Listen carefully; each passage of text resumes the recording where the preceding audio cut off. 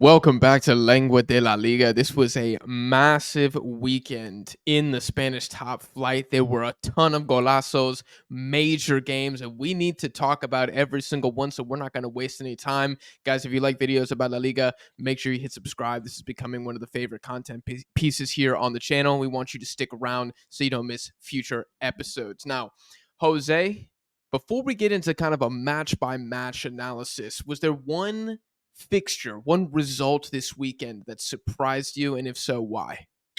Yeah, bro. Hate Watch did not go as planned this weekend. I will say that. Oh, Seeing Villarreal get shut out was not on my bingo card at all for this weekend. I'll be honest, bro. I was very surprised. And we'll talk yeah. about it a little bit later. I think for me, Villarreal's top three, top two, maybe even you could talk about them that way. Offensively, it was kind of shocking that they didn't get any kind of a goal. I thought they were the better team offensively. I thought they showed more. Madrid's black magic strikes again, bro. It felt like I was watching a fucking Champions League game where Yeah. Madrid doesn't dominate, but they somehow net out a clinical 2-0 result. It was kind of crazy. It surprised me for reasons that I didn't really even think on going into the game. So that was my big one. But man, I mean, if you tuned into La Liga today on Sunday, day of recording, crazy day. I chose to Crazy. stick to my guns when it came to this question. Like going into today, I was like, this is by far gonna be the shocking result. I'm gonna stick to this one unless I'm absolutely blown away with Sunday's results, which I was this close, bro. I can't lie, I was this close.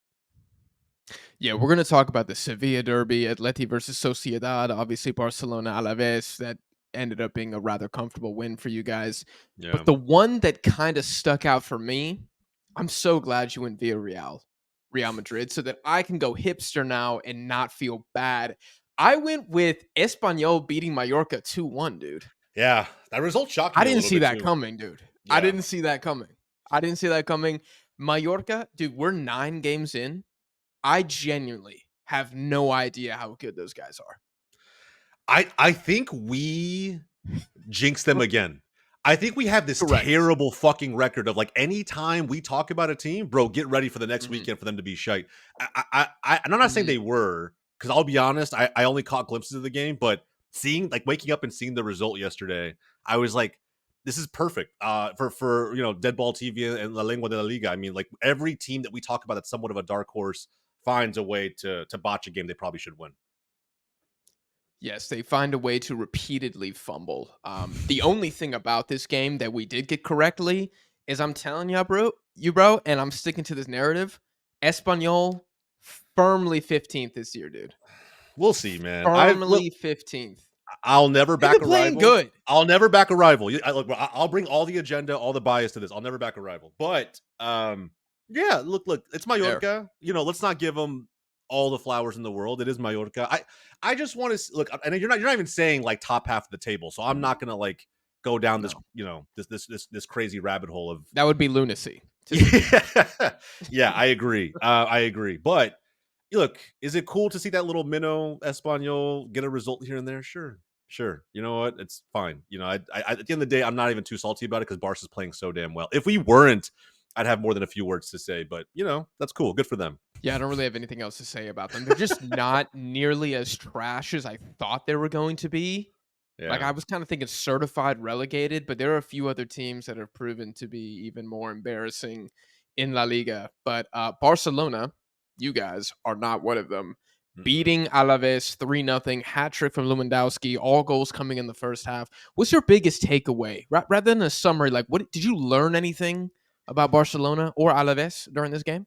A couple things. One, Alaves deserves a little more respect. If you guys don't remember, if you've never tuned into Deportivo Alaves before, very recently, was it last weekend that they played Real Madrid or the week before? Yeah. Um, they were down 3-0, very similar to how they were against Barcelona, but they came back and scored two very late goals quickly. This team knows how to counterattack. They know exactly what to do when they get the ball. Their backs could be up against the wall, and I don't feel like these players ever feel like they're out of the game. So keep an eye on Alaves, bro. They're gonna like create some problems for Atleti. They're gonna create some problems for Bilbao. I think that this is gonna be a team that historically has given us a light issue here or there in these games, but it felt different. Like two of those offside goals were rightfully called back because of offside. but my heart dropped both times because it was that close. So, credit to Alaves, despite the scoreline, they created more problems for Barcelona than the scoreline would allude to. Beyond that, though, clinical from Barca. The one thing I learned from their side, specifically with this youngster Lamine Yamal, bro. I don't know if you guys saw the camera panned him more than a few times on the bench as soon as he got subbed off. When you see guys flying, right? Other teammates of yours, Rafinha, Lewandowski, Bedri, even now kind of joining in. I think it's really easy to kind of feel like, one, you probably Like you can't do start any hating? wrong. What's that? You were saying like I was trying to guess where you were going. Like it's easy to start hating, or what were you gonna? No, not hating, but it's easy to start feeling like one, either overconfidence as a player, right? Because you see your players kind of just like flowing, gelling, doing everything right, can't do anything wrong. But two, you kind of want to get in on the action and stay in on the action. And when he got pulled off and he got hooked, I don't know if it was due to this moment where he tried to, in a very unnecessary way, pull like an interesting trick around the defender 1v1. It was something that I feel like Hansi Flick wouldn't be a fan of. Like, I feel like he's just like kind of a disciplinarian and wants to maintain strong control of a game, avoid Mhm. unnecessary, an unnecessary loss of the ball, loss of possession. And it was right after that that he got hooked. And I feel, and you see him on the bench, he's kind of just like upset, either mad that he got subbed off or mad that he didn't perform well. And 'cause I will say that this was not a Lamine Yamal masterclass. This was very much a Lewandowski show today. But anyway, look, I feel like he holds himself to a high bar, and I feel like that's either a sign of great coaching or a sign of great maturity by this player. So I think he does have a very high standard that he holds himself to, and even when you're up 3-0, still upset with himself. So I like to see that as a fan. I'm hoping he Yeah. brings that fire post international break. Very quickly, do you think Yamal's the La Liga player of the season so far? If it's not him, it's Lewandowski. I think Agreed. Lamine Yamal has a ton that to like about him, but you can't ignore the fact that Erling Haaland in the Premier League is considered to be a fucking robot, and Lewandowski is matching him pace for pace, goal for goal at the moment. So and this is a guy that everybody was screaming last season was I finished, didn't get needed that. I never needed to understood learn that. Chinese, needed to learn Arabic because he was going to get shipped out. I, Not the Chinese Super League. Oh but god. I'm just saying, bro. So many shouts. I kind of just stood back, realized that strikers can go in and out of form. I've watched this game a long time. It's like, look, let's just see what happens when Flick comes in and gives him a little layer of familiarity. And bro, look, man, I'm not saying it's gonna keep going at this pace forever, but my God, man, the Mm, guys that whatever is 11, 12 goals. Like, I mean, everyone's talking about Holland. No one's talking about Leva. wait a minute. So you realize that most people have zero ball knowledge? Yes, bro. I do realize that. I do. You know what, man? I like keeping receipts, bro. That's it. I like waiting 6 months for someone's horrible take to get unraveled, and I'm there, bro. I'm there. I'm in the Mhm. comments. I'm locked in. So this is that right now. Dude, look, like side note, I love the hot takes. Like I'm pretty much trying to be like a fried chicken chef when it comes to footy hot takes. Like I got that hot oil in front of me at all times. But if you can't back it up, then it's boring to me. Then it just becomes lame and kind of like hating. It's Yeah, like I think, weird I think banter. Jude's done. It's like why? Because he didn't have a goal involvement last game. That's the part where it's like, look, if you can back it up, I respect you. But if you just pulling it out your asshole, then I can't. Bro, I'm the Whenever exact you go same way for it. with players. I don't. On a quick sidebar, I'm the exact same way. Like me personally, like people who hate Debu, for example, Debu Martinez, right? To me, it's like, which by the way, guys, for those in the audience, right? Like, just if you are a Debu fan, Andre, who's not here today, is a massive Debu hater. So let that man know next time he's back on. But again, I'm another not sidebar. surprised. Debu is it's like that same way. If I feel like if you can back your shit up, if you're the antics guy and the shit talk guy, but you step up to the plate every single time and smack it out of the park, who am I to judge? Who am I to say that you shouldn't be doing those things? That's not classy or whatever moral high ground fans want to take with players like that. I'm the same way, bro. It's like I do not care as long as you can back it up. You know, there is one thing that I have to disagree with you about your assessment of the Alaves game, and that Mhm. is, to me, Alaves, they do look better offensively than I ever thought possible. But defensively, bro, they're pretty booty cheeks. Do you know the other team that scored 3 goals against Alaves and beat them, I'll give you a hint. You've already disrespected them in this video. Bro, you have to look. I'm Dude, not. no, if Espanyol are scoring 3 on you, that's a red flag. It is. It's true. And look, like you said it yourself, bro. Espanyol could be better this season than I've given them credit for. Than maybe Alaves was even giving them credit for pregame. Like who knows? But Perhaps. yeah. But again, I think in La Liga, so many things are. It feels like it could be random, or it feels like doesn't. And you get this in football everywhere, right? But I feel like some of the relegation candidates could upset any giant at any point in time in La Liga in a way that I don't see in the Premier League, in a way that I don't see in the Bundesliga.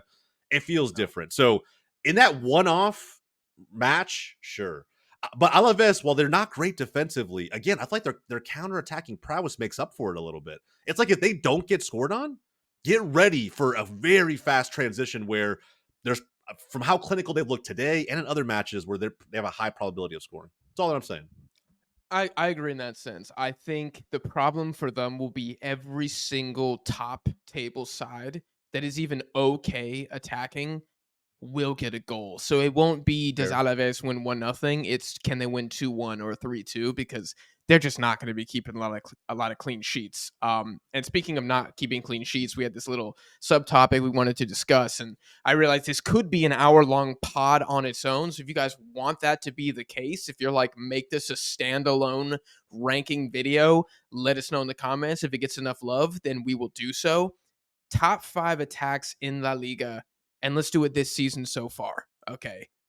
All right, bet. Let's try to do this as quickly as we possibly can, assuming that we don't have a ton of disagreement. I'll let you go. Give me your 1, 2, and 3 first. I'll go 1, 2, and 3. Then we do them 4 and 5. Let's do it Okay. that way. You One, go two, and first. three, easy. In order, Mhm. Barca, a huge gap. Villarreal, and Woo! yes, bro, number 2. Bro, if Villarreal knew how to stay on side, they could easily challenge Barca for one. That's how quick I feel like this team has gotten going to start the season. And then Real Madrid, Okay. but a lot of that's on paper. A lot of that's on paper. Dude, I got Barcelona, Gulf of Mexico, Real Madrid, Villarreal. So we got I the same disagree. I top disagree on 3. that 2-3. Bro, I think there's like maybe how many goals of a difference is there between the two sides? It's only a handful. And if you look at when they played each other, Villarreal created more XG, created more big chances, had more shots, probably had more shots on target. I didn't check that stat. And they have players of significantly lesser value on the roster, Mhm. bro. They picked up who everybody was calling the biggest transfer flop in not just Arsenal's history, but even Premier League history, and brought him to La Liga, and this man is cooking, bro. Yeremy Pino's back to kind of what he was 2 years ago. You know, Baena must feel the channelings Holy of inner shit. Bedri somewhere in his body, bro, because he's providing assists left and right. I think right now Real Madrid's running on vibes. I really do. I don't feel like there's any coaching going on over there. I feel like Okay. Mbappe is stuttering, sputtering left and right. Jude is a non-factor because let's be real. Jude is in the Ballon d'Or running simply because he has the stats to back it up. In my opinion, he's maybe a top 3 center mid in La Liga. Maybe. And that's another conversation we can have for another day as well. I just think that I'm taking Alex Baena, but go on. exactly. I'm right there with you, bro. I just feel like Andre's somewhere Villarreal, fuming right now. if you were to give Villarreal this whole season to really kind of get their shit together, and the same in a little way can be said for Real Madrid, I want to see I want to see the second fixture this season between these two teams, and then I want to see next season because I feel like Villarreal has interchanged a lot of pieces, and they're threatening everybody. And as you're a neutral fan, this is the team you want to watch, bro. If we're talking about attacks, purely attack, Villarreal have to be top 2, have to be. The one thing for me that has Real Madrid above them, and you make a strong argument for Villarreal, and I have no issue with them being number 2 at all, is I think you do have to allocate a little bit of points and maybe a little leeway to Real Madrid, given the fact that every single team is just going to sit back and they have to kind of play the low block. Villarreal kind of have the benefit of sometimes like they are Villarreal hands down the most vertical team in Europe. It is win the ball back, pass that bitch 30 yards, and Nicola Pepe just taking on his man. It's amazing to watch. Yeah, bro. It's amazing to watch, but I think how Real Madrid has to break down teams, I give them a little bit of a boost there. They are second in every single offensive category. They do have more goals. In Villarreal, man, if they just had a striker, I don't think Barry, I don't remember his first name. I don't think he's bad, He's mid as but fuck. he's more he's He's mid as fuck, bro. Like, it's just he's unfortunate. It's just unfortunate. bro, it's unfortunate. He's very strong in the buildup. Yeah. Like he's good at receiving ball back to goal, first pass to Pepe or Perez, and then he just runs. But dude, he should have scored against Real Madrid, man. And I It's think he's got the most big almost like they chances missed in La Liga.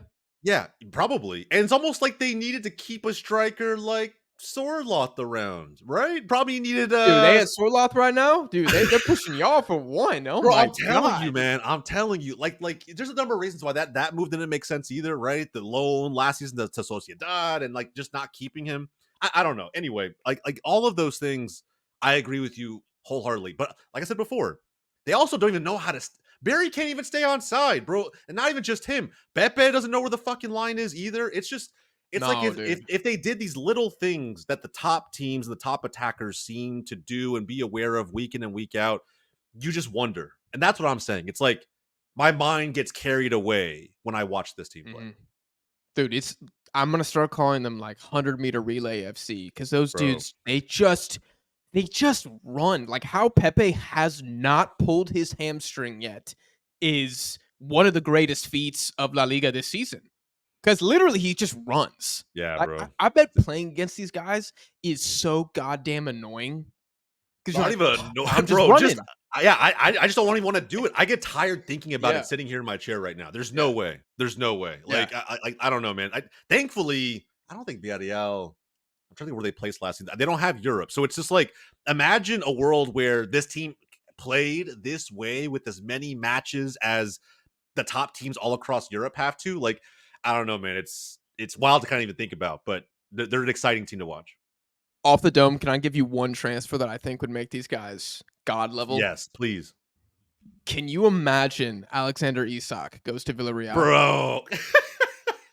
First off, he's built for La Liga. We all remember Isak and Sociedad, but bro, the pace of Isak, The pace. the stride of Isak, bro. Imagine Dude. you're a back line and you see fucking well, not even Yeremy Pino. He's probably behind these two, but Isak and Pepe with Pino right behind, like getting ready to feed them something, bro. There's no way. You're literally just sprinting and hoping you don't fall backwards as they come at you. Literally, Mhm. it's crazy. Yes, and everybody would have tech. Like Pepe and Perez, they can still take their guys on. I mean, Pino, saucy as hell. And who's the young Moroccan guy? Ilias?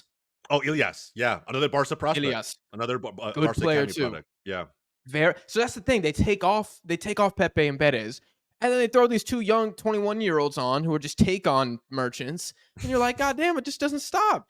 It really doesn't stop. So I'm glad we both had them top three. I was worried that someone was gonna have a howler and put them outside. My number four, you're gonna hate this one, dude. oh, God, Girona. why? Dude, I got Girona, bro. There's Bro, no. hold on. Let me cook. Let me cook All here. right, go ahead. They are fifth in XG in La Liga.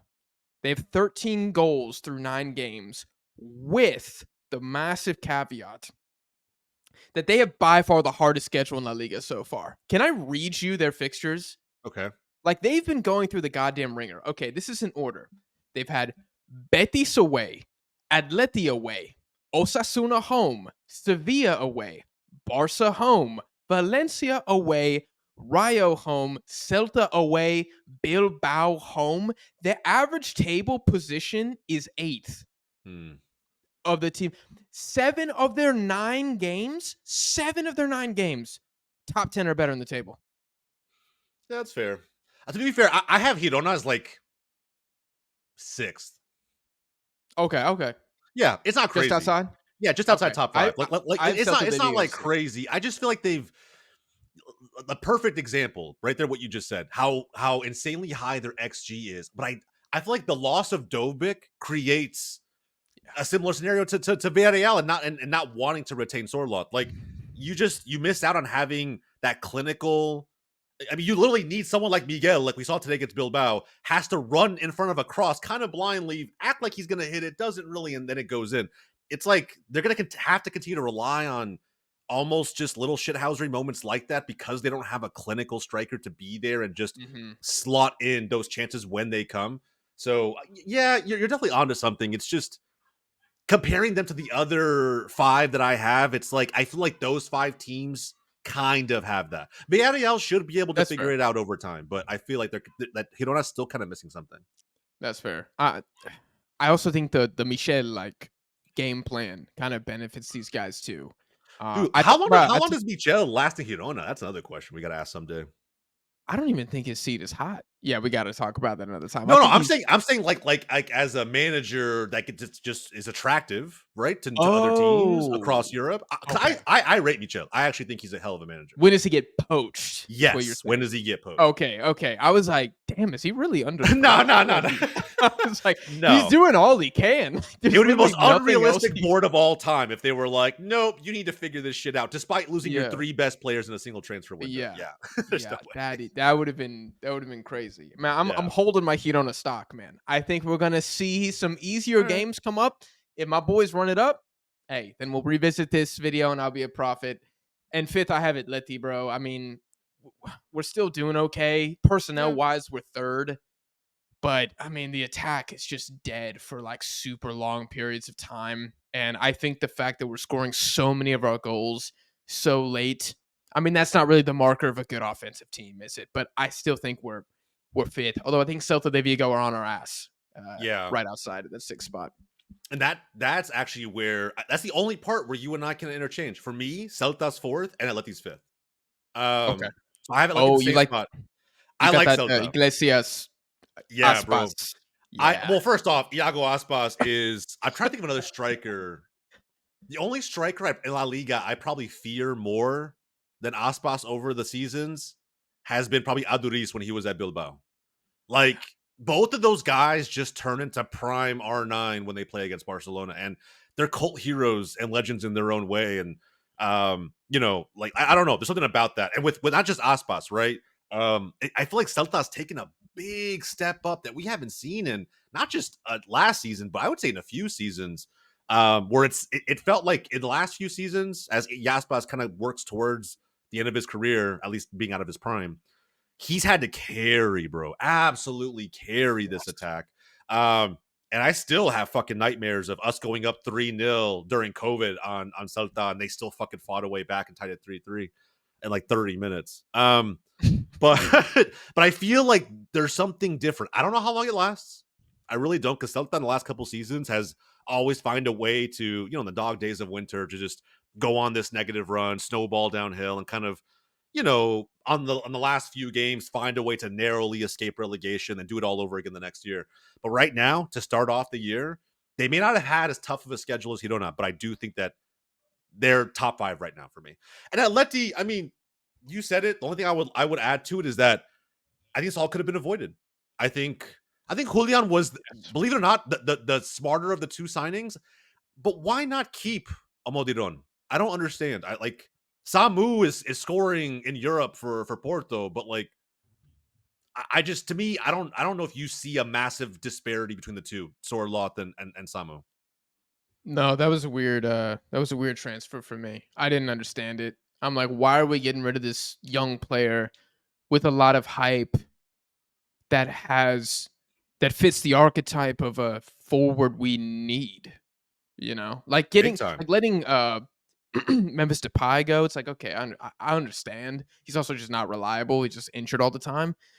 But Samu, that one still has a bad taste in my mouth. Yeah. Bro, he made life a living hell for Barcelona when he was at Alaves on loan last season. Like a living hell. Like we Yeah. narrowly won both of those games, and it's because he created a physical nightmare for our back line. And think about it, you're going up, one of those center backs is 17-year-old Pau Kubarsi. So it's like I just feel like there's, when I watch him play now for his new team, it's just like I don't see much of a difference in value between Samu and Sorloth. I think you could have found a way to just keep him make Julian the change of pace striker, have them duke it out for I guess who could be the more consistent starter.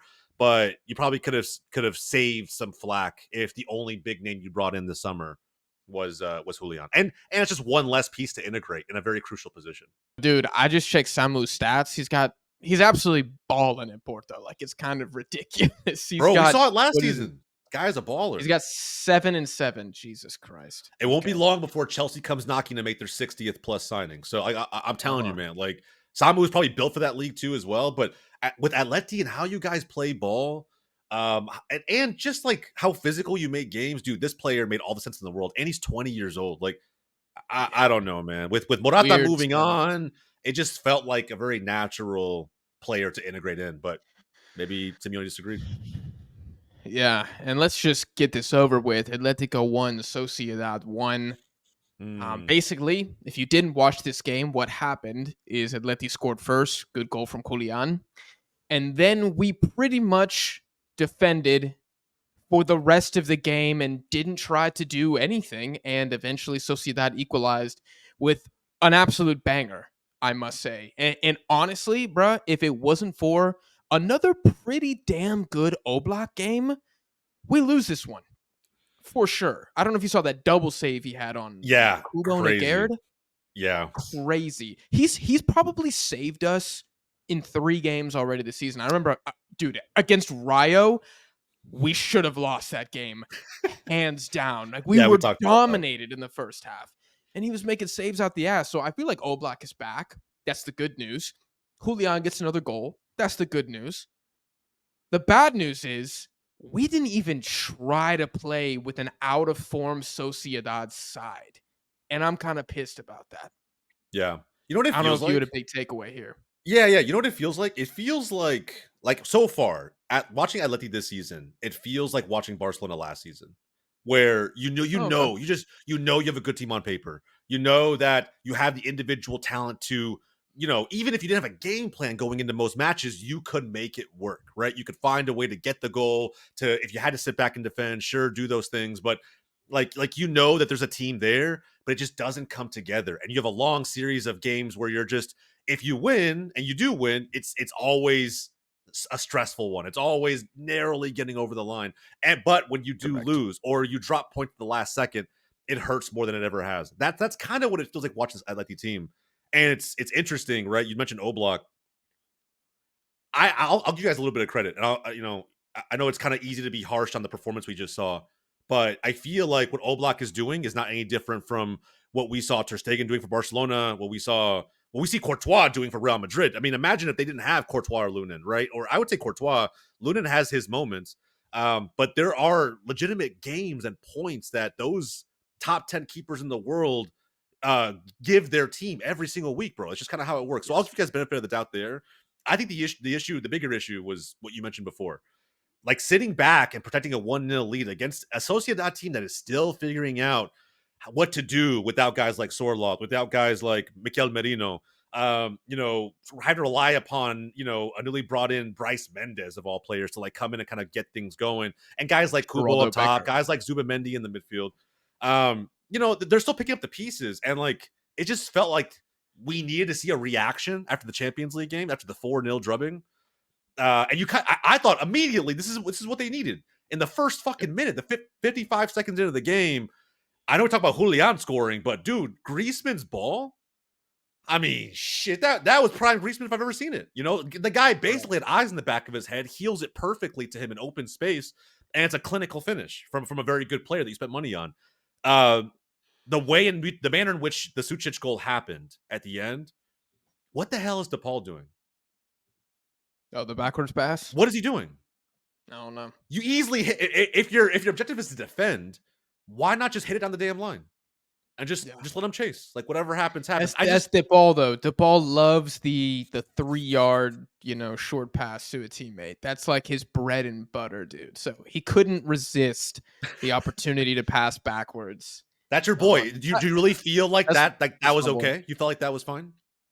It was annoying, but I mean the goal, bro. Like he's 35 yards out. It was a Like fantastic hit. It was a fantastic it's a hit. fantastic hit. For a second, I was like, I didn't even know if it was on purpose, like, when But I but saw it but at that's first. that's a lot of what we saw actually from Sociedad, right? They weren't creating all these clinical chances in and around the 18. They were taking a lot of shots, even towards the end when Yeah, Kubo's near hit at the very end to he just grazed the crossbar. All these shots are coming from correct. 25 plus yards out, and that's just Yeah. where Sociedad is right now. So it just felt like Yeah. it wasn't necessary. I don't know. Maybe I me will being say critical. to put respect on Sociedad, I thought Kubo was unplayable this game. Like, he was He's a baller though. ridiculously He's a good. baller. Yeah, he's a baller, but, like, I think this is one of his better performances in La Liga this season. Like, I don't know how many I would love to see his take on success rate in this game. I would just like to say that because he made Josema, I mean, do the splits like twice. I mean, it was crazy. Galan couldn't stay with him. Jimenez couldn't stay with him. Griezmann was having to track back from right wing to help out. He was a menace. And every Sociedad attack down that side was effective. I didn't think Geraldo Becker really did much on the left, but down that right hand side, they were causing problems. Yeah. Before we move on very quickly, do you see this performance as a turning point for Sociedad? Does this give you more confidence in them or not really? Man, I think it'll give the fans something to be happy about because they haven't had much of that lately. I think, oh man, you know what sucks about this? I feel like I would normally say I feel like the moves of Kubo and Zubimendi are inevitable, right? Because I think Kubo, I'm surprised he's still at Sociedad if I'm being honest. Like, I think he's a baller. I'm not saying that someone in the Premier League could come and get this man, but like I'm surprised Real Madrid, especially considering he's an academy product from them, or a Barcelona who loves a fantastic youthful baller, haven't come knocking. I think Kubo's a hell of a player. Zubimendi, I think it's super inevitable. I think when the time is right, he's going to make the move to Barca, and that'll be done. So I feel like there needs to be a little bit of urgency from Sociedad. A win would have been better at home. So this is something to get excited about, but it's not going to be crazy celebrations over the top. It definitely feels more like drop points from Atleti. Okay. You guys let us know how you feel about Sociedad. I want to move on to the Sevilla derby. Mm. Sevilla 1, Real Betis 0. This was the first time I've watched a full 90 minutes of Betis this season. I keep getting like the first half or I get the second half. And my biggest takeaway, dude, is I feel like Betis showed Sevilla way too much respect in this game. Like, they really approached the game passively. And I know that it ends up being a penalty that wins this one for Sevilla. But a victory is a fair result. Like, I didn't think Betis did enough offensively. I don't know if you have an opinion on this match. I feel like we're gonna look, man. Barcelona fans will probably hate this because it's about a player that we have on loan there, but like, or I guess technically we sold Ah, and we have the buyback rights. I don't think Vitor Roque is outright ready to be the go-to guy on a La Liga, on a top half La Liga team. That's just absolutely my not. opinion. I just think he's super raw. He's still figuring it out. He should have had more time down in Brazil to kind of like get his game to a certain point. Because if you have to be relied upon with a team like Betis, who I think that they do a good job with the ball. I agree with you that it felt like it wasn't like it was too much respect, at least not from my perspective. It felt more like they just didn't know what to do when they got the ball. I think we've seen it a lot in recent weeks. If it's not a Lo Celso banger, if it's not Eze Abde on Hmm. the wing, just decide to take it all by himself and try to create an Hmm. opportunity, then it tends to be just a lot of lateral, side to side base possession with Cardoso and Mark Roca being right in front of that back line, just trying to make sure they don't lose it. It feels like they're playing not to lose as opposed to win, right? Where you need a little bit Correct. of bravery and courage going up the pitch. So, I mean, at the end of the day, this is a fantastic derby. Sevilla starting to show like they have a little bit of life because we have been dunking on them quite a bit, whether it's either on this show or just on a personal level, banter wise. So, it is great from my perspective to see them still showing some life. But yeah, man, I mean, this game I mean, from a neutral's perspective, it wasn't as exciting as I wanted it to be, but Yeah. nonetheless, I mean, Vitor Roque just, I think in January, Betis needs to like look at all their options attacking wise. That's all that I'm saying. I'm gonna put down a hot take, dude. I think Sevilla finish above Betis now. All the way, bro. Dude, It's I've one seen game. enough. It's one game. I've seen enough. No, dude, it's not one game. Oh It's not man, one game, Jose. It's not one game. Let me tell you. Hey, Let me tell you who Real Betis have beaten this season. Okay, It's you ready not for good. this? It's not Buckle good. It's up. not It's good. really Yeah. impressive. I mean, you're about to be blown away. Leganés, Getafe, and Español. Little fun fact. All those teams are 14th or worse in the table. They're tied on points with Sevilla, who I think have seriously saved their season with some of the late signings they made. Yeah. Fair. Betis, bro, like Mark Roca was a disaster in this derby, and Cardoso is just kind of there. And I agree. If Victor Roque is your guy, I mean, they're not gonna be a bad team.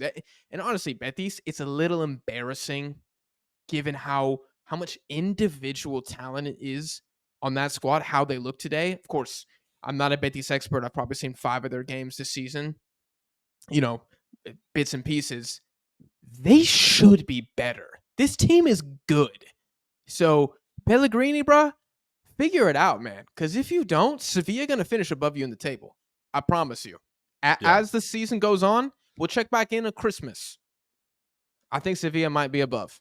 I'm Yeah, just saying. maybe. But look, we gotta give them a little bit of credit. Just like you point out, the teams they lost, they beat. The teams they lost to are no joke either, right? Like they lost to Real Madrid 2-0. Fine. I would watch that game, and there were a fair amount of opportunities created by Betis in that one. Again, just kind of missing the clinical touch. They lost to Mallorca, who is better than most of us thought they would be this season, and they tie Las Palmas. I mean, I, I just don't Bro, think. that I ain't a think good it's. result. I think the jury's still out. It ain't a good result. I agree with that. Right? They were away at Las Palmas. It's more difficult to play away there than most teams think and most fans think. But I think we just got to give this team a little bit of time. They don't have the pieces that they've had in previous seasons, at least for me. Guys like even like Guido, right? You're starting Mark Roca when you used to have Guido Rodriguez in there, kind of slotting in. Give it some time. That's all I'm going to say. Give it Bayern some Munich time. product. What you mean? World I class, mean, borderline. I mean, again, right? Bayern Munich has shipped out more than a few guys to La Liga. Looking at guys like the Osasuna player that just shit on Barca. Why am I going so blank Zaragoza? today? Yes, Brian Zaragoza. Look, man. At the end of the day, it's like, yeah, I know there's a good player in there. I know there's a good team, at least on paper, in there. They just got to figure the pieces out. Cardoso and Roca didn't have their best game. They really didn't. But No. again, they didn't really try to do anything. It was just passing the ball for the sake of passing the ball. Can I read you Betis's next 4? Oh God. This is where we're gonna learn everything. Okay, this is where boys become men. All right. Yeah, fair They enough. have Osasuna away, That Osasuna dub. I'll call that now. Atleti at home, Bilbao away, and Celta at home. Tell you what, if you guys don't go in there and smack them, Atleti might be on fraud watch, bro. Might legitimately be on fraud watch all the way through. Like that. That's Oh, if we that's a lose that game, 100%. if you draw the game, if you don't flat out get the 3 points, I think it's difficult, but especially with how you feel about Betis at this very moment. Yeah, yeah. I'm gonna be watching that Osasuna game. Like that is now circled next one because Absolutely. Osasuna. What did they do this week? Didn't they drop points or am I tripping? No, they did. I'm pretty sure they did. Yeah, they dropped points. They Yeah. played No, they did. They tied Getafe. Getafe. Yeah, Now that again, Getafe defense though. I mean, yeah, yeah, they play full forced, fully fledged terrorist ball. Like if it's there is, awful. Yeah, yeah, it is absolutely terrible. Bordalas, I can't stand him as a manager, and he'll play the victim if anyone accuses him of it. But yeah, man, look, at the end of the day, it's hard to go there and get a dub. So we drew there, Barca drew there in the opening game last season. I'm very excited for that match now for next season. Mhm. Betis, I'm not fully putting them on fraud watch, but they're like on the short list to be frauded, is what I'm saying. So we're gonna Yeah, see if they beat Osasuna, you're off the short list, and I'll put my own Atleti on there. If we drop points to whoever the hell we're playing, it's probably Leganes or some bullshit. there's a real world where they draw both games coming up. There's a real world possibility where they draw to Osasuna and they draw to Atleti. I'm telling you, bro, real Yes. possibility. And if that happens, I'm still gonna be sitting in this chair like I don't know what to say about Betis. Like I've learned nothing at all. They'll say more about Atleti, I think, than anything. I'm getting more bearish by the day. Last major game that I want to talk about. Yeah. This game was a cracker. Girona 2, Bilbao 1. 3 penalty saves for Gazzaniga. Insane. Girona end up winning it late on their own penalty. Alex Padilla, who I thought had a phenomenal game, gets a hand on it. I mean, if he would have saved it, it would have been game of the season. 4 penalty saves, it would have been too much to bear. But it does Facts. go off his hand. I know that will haunt him for a while. Big win for Girona. What do you think? What's the big takeaway for you from this match? A couple things. I think did Sanse actually pull up injured after that goal? Yes, he was subbed off like He was, right? immediately afterwards Yeah, you for could tell. Bilbao. That Yeah, that's a giant loss for Bilbao. So that's I'll say bad. that now. Some big games coming up for Bilbao. That's a massive loss. Two. So I have three takeaways here. Second one, Iñaki Williams is a scrub unless he plays against big teams. An absolute scrub. It's kind of crazy the disparity between him and his brother Nico Williams. Because frankly, Iñaki, I'm just convinced now is we don't even know what he is. He's not a striker. He's not a winger. He's not a 10. I don't know what he is as an attacker, but he's not really good at any one of those positions. He kind of just fills a role. Those like that missed PK, his movements in the box, like all of it, bro. It's I don't know. Sometimes I feel bad for Valverde and like who he has to deploy, just considering that like Bilbao are in Europe now for this season. Can I But throw a anyway, quick question at you? yeah. Who's more of a Swiss Army knife, Iñaki Williams or Bobby Reed? Like a good, a good Swiss Army knife. Like that's the better question. Like anybody can be versatile. Which I one's guess you could got say. more Yeah, you want a little dull knife or a tidbits? sharp knife? You know what I Yeah, mean? yeah. Who's got the screwdriver, the knife, and the scissors? In my opinion, Bobby Reed. It's not even like I know people will say there's some like hate from a Barcelona fan when it comes to Bilbao. Maybe there's some of that at play here, a little bit of an agenda. I just You are a feel hater. like he picks and chooses his moments. Outside of that, it's not consistent enough, and it hasn't been for years. Mhm. He's lucky. Inaki is lucky he plays for a club that prioritizes and has a strong policy around recruitment when it comes to players from the Basque Country. Otherwise, if they just had the free reign to go out and get anybody they wanted to, he'd probably be gone already. Just frankly speaking, I just don't think he's that good. But putting that aside, I think with Bilbao, bro, three missed penalties, three. They missed penalties.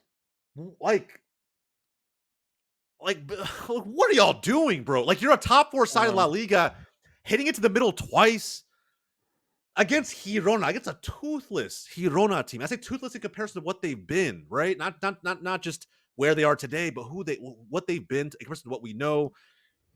I don't know. We learned a lot about both sides, but mark my We did. words: if Sunset is out for a month, this is a huge month for anybody who comes into contact with Bilbao to take advantage because he does a lot. He puts in a lot of work, and frankly, he's a lot of the class up front for Bilbao.